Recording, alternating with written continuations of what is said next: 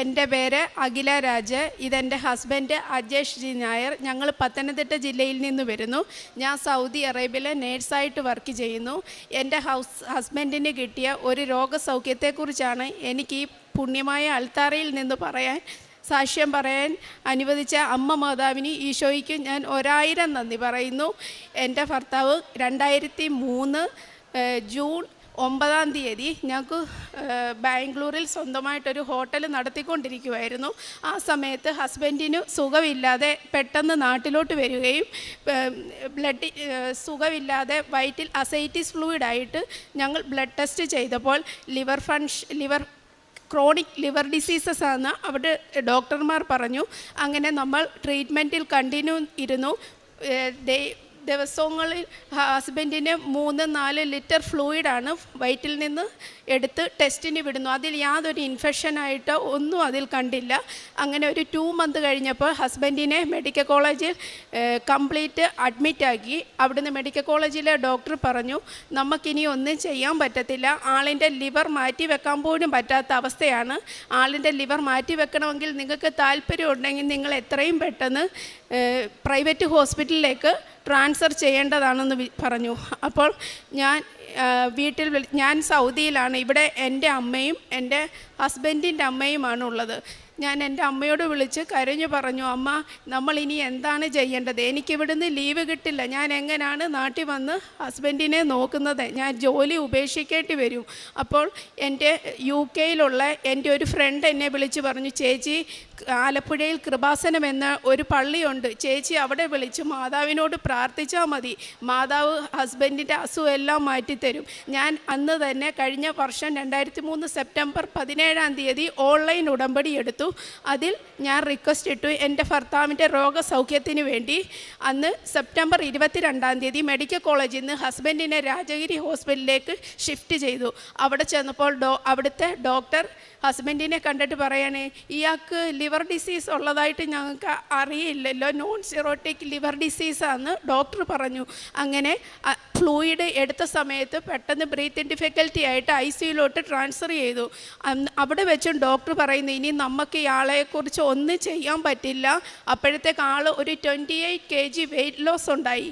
അപ്പോൾ അമ്മ പറഞ്ഞു, ഇനി നമ്മൾ എന്താ ചെയ്യുന്നത്? പല പ്രാവശ്യം ഡോക്ടർ എനിക്ക് അവിടോട്ട് റിക്വസ്റ്റ് ഇട്ടു, എത്രയും പെട്ടെന്ന് വന്ന് ഹസ്ബൻഡിനെ കാണണം, ആൾ 2-3 ദിവസമേ ജീവിച്ചിരിക്കത്തുള്ളൂ എന്ന് പറയുന്നു. ലാസ്റ്റ് ഡോക്ടർ പറഞ്ഞു, പാലിയേറ്റീവ് കെയറിലോട്ട് നമുക്ക് ഷിഫ്റ്റ് ചെയ്യാം, ഇനി നമുക്കൊന്നും ചെയ്യാൻ പറ്റില്ല എന്ന് പറഞ്ഞു. അപ്പോൾ ഞാൻ മാതാവിനോട് രാത്രി ടൈമുകളിൽ 3 മണിക്കും 2 മണിക്കും മാതാവിൻ്റെ മുന്നിൽ കണ്ണുനീരിട്ട് മാതാവിനോട് പ്രാർത്ഥിക്കും, ജപമാല ചൊല്ലും, മാതാവേ നീ എൻ്റെ ഹസ്ബൻഡിനെ തിരിച്ചു തരണമേ എന്ന്. എനിക്കൊന്നും അറിയില്ല. ഞാൻ ഏങ്ങലടിച്ച് കരയുമ്പോൾ എനിക്ക് ശ്വാസം മുട്ടാറുണ്ട്. ആ സമയത്ത് മാതാവിൻ്റെ സുഗന്ധാഭിഷേകം എനിക്ക് എത്താറുണ്ട്. അതുപോലെ ഒക്ടോബർ 28 എൻ്റെ അമ്മ 2023 ഇവിടെ വന്ന് എൻ്റെ അമ്മയെ വിട്ട് ഞാൻ ഉടമ്പടി എടുപ്പിച്ചു. അതായത് നമ്മുടെ ജപമാല റാലിക്ക് മുന്നായി 27. അതുപോലെ ഒക്ടോബർ 30 എൻ്റെ അമ്മ ഇവിടെ വന്ന് അച്ഛനെ കണ്ടു. ഹസ്ബൻഡിൻ്റെ ഫോട്ടോയും ഹോസ്പിറ്റൽ ഡീറ്റെയിൽസും എല്ലാം ഇവിടെ കൊണ്ടുവന്ന് അച്ഛൻ മാതാവിൻ്റെ മുന്നിൽ സമർപ്പിച്ചിട്ട് പറഞ്ഞു, മോളെ പോയിക്കോളൂ, ഒരു കുഴപ്പവും ഉണ്ടാകില്ല എന്ന് പറഞ്ഞു. അങ്ങനെ ഒരു 3-4 ദിവസം അമ്മ ഇവിടുന്ന് കിട്ടിയ വെഞ്ചരിച്ച തൈലവും കൊണ്ട് ഹസ്ബൻഡിന് പൂശി. ഇവിടുന്ന് അച്ഛൻ ഒരു വെഞ്ചരിച്ച ലോക്കറ്റ് കൊടുത്തിട്ടുണ്ടായിരുന്നു, അതെൻ്റെ ഹസ്ബൻഡിൻ്റെ കഴുത്തിലിട്ട് കൊടുത്തു. എൻ്റെ ഹസ്ബൻഡ് അത് കഴിഞ്ഞ് 3-4 ദിവസം കഴിഞ്ഞപ്പോഴത്തേക്ക് ഹസ്ബൻഡിന് ചെറിയ റിക്കവറി ഉണ്ടായി. ലാസ്റ്റ് ഞങ്ങൾക്ക് എക്കണോമിക്കലായിട്ട് ഒരുപാട് പ്രോബ്ലം ഉണ്ടായി, പൈസയ്ക്ക് ഇഷ്യൂ ഉണ്ടായി. പിന്നെ ലാസ്റ്റ് ഡോക്ടർ പറഞ്ഞു, നമുക്കൊരു സർജറി ചെയ്യാം, ലാപ്രോട്ടമി ചെയ്ത് നോക്കാം, ഇദ്ദേഹത്തിന് എന്താ അസുഖമെന്ന്, ലിവറിന് ഒരു കുഴപ്പവും കാണുന്നില്ലല്ലോ എന്ന്. അങ്ങനെ ലാപ്രോട്ടമി ചെയ്തു. അന്നേരം അതിൽ ലിവറിൽ ഒരു ഭാഗത്തായിട്ട് ചെറിയൊരു ഒരു മുഴ പോലെ ഉണ്ടായിരുന്നു, കരിഞ്ഞിരിക്കുന്ന. ഇതെടുത്ത് ഡോക്ടർ ബയോപ്സിക്ക് വിട്ടിട്ട് പറഞ്ഞ് ചിലപ്പം ഇത് ക്യാൻസർ ആയിരിക്കാം. അപ്പോൾ ബയോപ്സിയുടെ റിപ്പോർട്ടും വന്ന് അതും ക്യാൻസർ അല്ലാന്നത് ചെയ്തു. പിന്നെ കുറച്ചൊരു 3-4 ദിവസം കഴിഞ്ഞപ്പോഴത്തേക്ക് അവിടുന്ന് ഡോക്ടർ പറഞ്ഞു ഇനിയും നമുക്കൊന്നും ചെയ്യാനില്ല, ഈ ലിവറിൽ സ്റ്റെൻറ്റ് ഇടുന്ന ഒരു പ്രൊസീജിയറുണ്ട്, അതും നമുക്ക് ചെയ്യാം. അപ്പോഴും ഞാൻ മാതാവിനും ഈശോയോടും കരഞ്ഞു പ്രാർത്ഥിച്ചു, മാതാവേ ഇനിയൊരു സർജറി, ഇനി ഒരു അദ്ദേഹത്തിൻ്റെ ശരീരത്ത് ഒരു കത്തി വെക്കുന്ന ഒരു സർജറി പോലും എൻ്റെ മാതാവ് ഇനി വരത്തരുതേന്ന് മാതാവിൻ്റെ മുന്നിൽ കരഞ്ഞു പ്രാർത്ഥിച്ചു. അപ്പോൾ ഒരു 3-4 ദിവസം കഴിഞ്ഞപ്പോൾ വേറൊരു ഡോക്ടർ വന്ന് പറഞ്ഞു, ഡോക്ടർ റിസ്വാനാണ് രാജഗിരി ഹോസ്പിറ്റലിലെ, പറഞ്ഞു നമുക്കൊരു സ്റ്റിറോയിഡ് കൊടുത്തു നോക്കാം, അതിൽ അദ്ദേഹം എങ്ങനെ ആകുമെന്ന് നമുക്കറിയില്ല, കൊടുത്തു നോക്കാം. ഞാൻ പറഞ്ഞു അമ്മ കൊടുക്കണ്ട. അമ്മ അന്നാണ് ഞാൻ പറയുന്നത് ഒക്ടോബർ 27 അമ്മ ഇവിടെ വന്ന് ഉടമ്പടി എടുത്തു. അത് കഴിഞ്ഞ് 3-4 ദിവസം കഴിഞ്ഞപ്പോൾ ഹോസ്പിറ്റലിൽ തന്നെ പറഞ്ഞു ഇവിടുന്ന് എത്രയും പെട്ടെന്ന് ഡിസ്ചാർജ് മേടിച്ച് നിങ്ങൾ ഹസ്ബൻഡിനെ കൊണ്ടുപോയിക്കോളാൻ പറഞ്ഞു. ഞങ്ങളങ്ങനെ പെട്ടെന്ന് ഹസ്ബൻഡിനെ അവിടുന്ന് ഡിസ്ചാർജ് മേടിച്ചുകൊണ്ട് കോട്ടയം മെഡിക്കൽ കോളേജിൽ കൊണ്ടുവന്നു. അത് കഴിഞ്ഞപ്പോഴത്തേക്ക് 2-3 ദിവസം കഴിഞ്ഞപ്പോൾ ബെഡിൽ നിന്ന് പോലും എഴുന്നേറ്റ് നടക്കാത്ത ബൈപ്പാപ്പിലായിരുന്ന ഓക്സിജൻ സപ്പോർട്ട് കൊടുത്തിരുന്ന ഹസ്ബൻഡിൻ്റെ ഓക്സിജനും മാറ്റി ഹസ്ബൻഡ് തന്നെ എഴുന്നേറ്റ് ബാത്റൂമിൽ പോകാനും തുടങ്ങി, സ്വന്തം കാര്യങ്ങളെല്ലാം ചെയ്യാൻ തുടങ്ങി. പിന്നെ അത്രയും നാൾ ഫുഡ് കഴിക്കാതിരുന്ന ഒരു വീക്ക്നെസ്സിൽ അദ്ദേഹം ഒരാഴ്ചക്കകം എല്ലാം നോർമലായി. അവിടുന്ന് ആ സ്റ്റെൻറ്റ് ഇടുന്ന പറയുന്ന ആ പ്രൊസീജിയറും നമ്മൾ ചെയ്തിട്ടില്ല, ഒന്നും ചെയ്തിട്ടില്ല. ഇപ്പോൾ ആൾ ഓക്കെ ആയി, എല്ലാ കാര്യങ്ങളും സ്വന്തമായിട്ട് ചെയ്യുന്നു. പിന്നെ എനിക്ക് പ്രേക്ഷിത വേലയായിട്ട് ഞാനിപ്പോഴാണ് 1 ഇയർ കഴിഞ്ഞിട്ട് ഇവിടെ വന്നിപ്പോൾ നവംബർ 3 തീർത്ഥാടന ഉടമ്പടി എടുത്തത്. അത് കഴിഞ്ഞ് ഞാൻ ഇവിടെ വരുന്ന സമയത്ത് ഇവിടുന്ന് ഞാൻ പത്രം മേടിച്ചുകൊണ്ട് പോയി ഗവൺമെൻറ് ഹോസ്പിറ്റലുകളിൽ പോയി കൊടുക്കും, പ്രാർത്ഥിച്ചു കൊടുക്കും. എല്ലാവരുടെയും പറ്റുന്നവരുടെയൊക്കെ അടുത്തിരുന്ന് അവരോട് കാര്യങ്ങൾ തിരക്കും. എൻ്റെ ഹസ്ബൻഡിന് കിട്ടിയ രോഗസൗഖ്യത്തെക്കുറിച്ച് ഞാൻ പറയും ആൾക്കാരോട്. പിന്നെ സാമ്പത്തികമായി ഹെൽപ്പ് ചെയ്യാൻ പറ്റുന്നത് എനിക്ക് പറ്റുന്നവർക്കൊക്കെ നമ്മൾ പൈസ കൊടുക്കും, പറ്റുന്നവർക്ക് ആഹാരം മേടിച്ചു കൊടുക്കും. പിന്നെ എനിക്ക് കൊന്ത ചൊല്ലാൻ അറിയില്ലായിരുന്നു. അത് ഞാൻ ദിവസവും ഇപ്പോൾ 1 വർഷമായിട്ട് ഒരു ദിവസം പോലും മുടക്കാതെ കൊന്തയും 1/2 മണിക്കൂറിൽ കൂടുതൽ ബൈബിളും വായിക്കാത്ത ഒരു ദിവസം എൻ്റെ ജീവിതത്തിലില്ല. ഇത്രയും അനുഗ്രഹം തന്ന പിന്നെ എൻ്റെ ഫ്രണ്ട്സ് എല്ലാവർക്കും എന്തെങ്കിലും അസുഖങ്ങളോ ബുദ്ധിമുട്ടുകളോ എന്തെങ്കിലും വന്നു കഴിഞ്ഞാൽ എന്നോട് പറയാറുണ്ട്, ഞാൻ അവർക്ക് വേണ്ടി പ്രാർത്ഥിക്കാറുണ്ട്. അവരോട് ഞാൻ പറയാറുണ്ട് ഇങ്ങനെ ഒരു കൃപാസന പള്ളിയുണ്ട്, നിങ്ങൾ അവിടെ പോകണം, പ്രാർത്ഥിക്കണം. പിന്നെ 3 പ്രാവശ്യം സൗദി പ്രോമെട്രിക് എക്സാം എഴുതിയ എൻ്റെ ഒരു ഫ്രണ്ടിന് എക്സാം എഴുതിയിട്ടും എക്സാം പാസ്സായില്ല. അവളുടെ വിഷമം കണ്ടപ്പോൾ ഞാൻ അവളോട് പറഞ്ഞു, ഞാൻ അവളെ വിളിച്ച് എൻ്റെ അടുത്തിരുത്തിയിട്ട് പറഞ്ഞു, മാതാവിന് ഞാനൊരു ലൈറ്റ് ക്യാൻഡിൽ പ്രെയർ റിക്വസ്റ്റ് നിനക്ക് വേണ്ടി ചെയ്യുകയാണ്.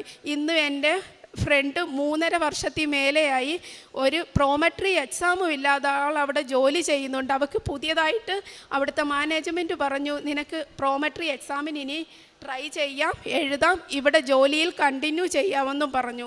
എക്സാമിന് പോകുന്ന എല്ലാവരോടും ഞാൻ മാതാവിനെക്കുറിച്ച് പറയും. പിന്നെ എൻ്റെ സാക്ഷ്യങ്ങൾ ഞാൻ എല്ലാവർക്കും പങ്കുവയ്ക്കും, ഒരു സാക്ഷ്യം പോലും വിടാറില്ല.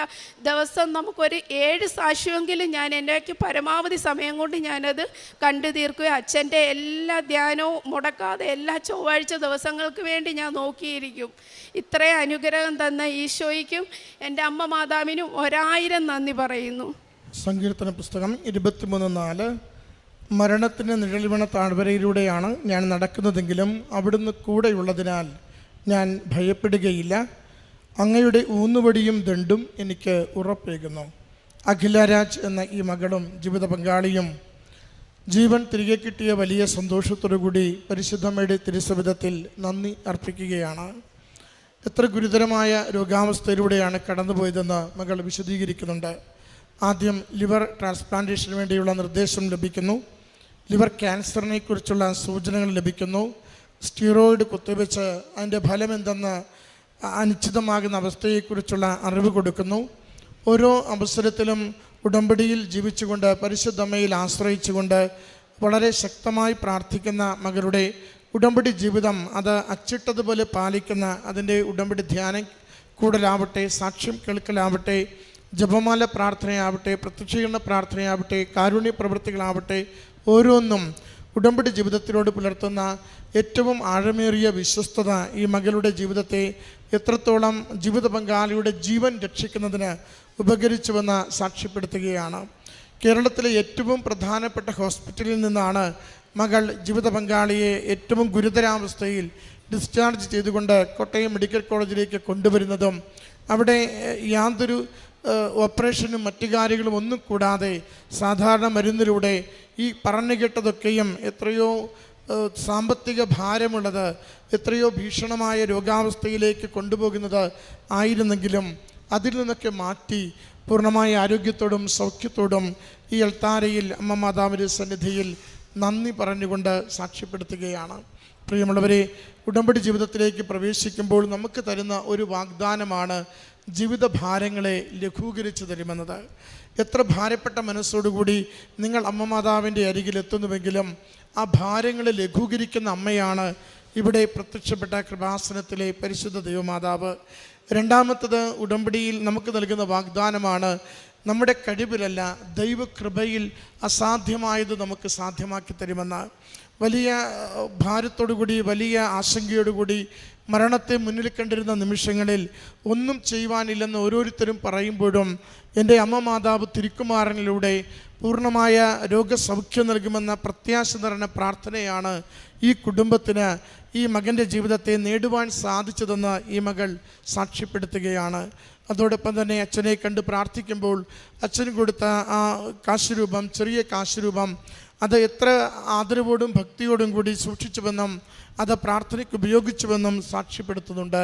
നമുക്ക് ഉടമ്പടിയുടെ ഓരോ കാര്യവും, നമുക്ക് നിസ്സാരമെന്ന് നാം തോന്നുന്ന ഓരോ കാര്യവും എത്ര കണ്ട് ആത്മാർത്ഥതയോടുകൂടിയാണോ നിർവഹിക്കുന്നത്, അത് നമ്മുടെ ജീവിതത്തിന്, അനുഗ്രഹത്തിന്, രോഗസൗഖ്യത്തിന്, ഭാരങ്ങൾ മാറ്റുന്നതിന്, കൂടുതൽ ദൈവമഹത്വത്തിന് ജീവിക്കുന്നതിന് നമ്മളെ പ്രാപ്തരാക്കും എന്ന മകളുടെ വാക്കുകളിലൂടെ സാക്ഷ്യപ്പെടുത്തുകയാണ്.